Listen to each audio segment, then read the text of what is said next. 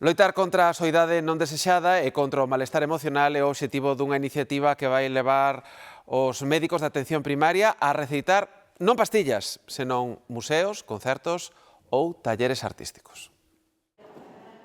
As actividades culturais devólvenos o sentido de pertenza e a relación social pode servir para afastar a ansiedade. Son evidencias científicas que con esta iniciativa pretenden incorporarse na práctica clínica para a mellora da saúde emocional.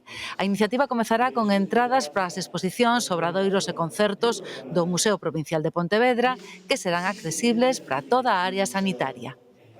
Toda a disponibilidade de entradas, de talleres, nun primeiro intre do Museo de Pontevedra e despois o vamos a facer máis extensivo. Los pacientes van a ir todos a su médico de familia, los pacientes van a ir no solamente a su médico de familia, sino todas las categorías, trabajadores sociales, enfermeras, especialistas, el resto de profesionales que trabajan en nuestros centros de salud y que pueden, de alguna forma, ver qué pacientes necesitan este tipo de atenciones.